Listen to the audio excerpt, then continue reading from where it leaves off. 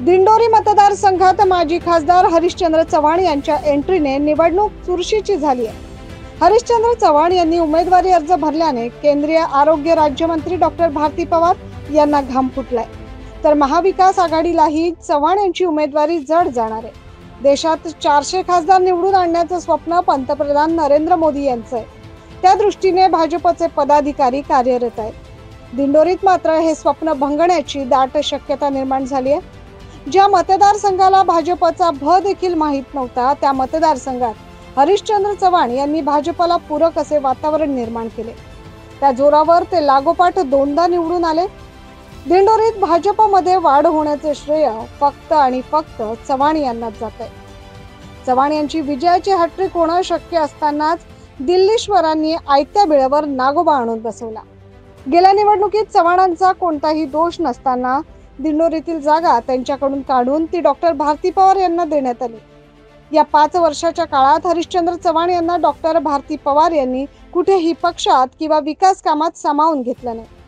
त्यामुळे नाराज झालेले हरिश्चंद्र चव्हाण यांनी दिंडोरी लोकसभा मतदारसंघातून भाजपकडून उमेदवारी मिळावी अशी मागणी केली। मात्र या मागणीकडेही भाजपच्या पदाधिकाऱ्यांनी दुर्लक्ष केले। विशेष म्हणजे यापूर्वी चव्हाण यांनी 10 वर्ष मतदारसंघात जी भाजपची पेरणी केली ती उचकटून टाकण्याचं काम या काळात डॉक्टर भारती पवार यांनी केलेलं दिसतंय।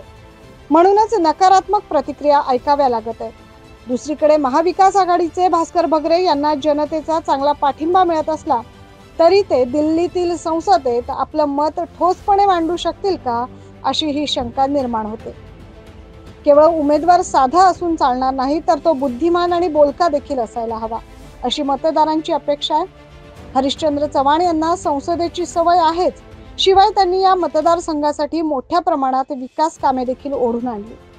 या अनुभवाच्या जोरावर हरिश्चंद्र चव्हाण यांची अपक्ष उमेदवारी उजवी दिसत असून या एका उमेदवारीमुळे अन्य सर्वच उमेदवारांना जोरदार धक्का बसण्याची शक्यता आहे। याच पार्श्वभूमीवर हरिश्चंद्र चव्हाण यांनी नुकताच आपला उमेदवारी अर्ज अपक्ष म्हणून भरलाय। त्यानंतर संपूर्ण मतदारसंघातून त्यांना आता जोरदार प्रतिसाद मिळतोय। त्यामुळे भारतीय जनता पार्टीच्या उमेदवार डॉक्टर भारती पवार यांची मतांची विभागणी होऊन त्यांना जोरदार धक्का बसण्याची शक्यता आहे। ब्युरो रिपोर्ट, सप्रेम मराठी।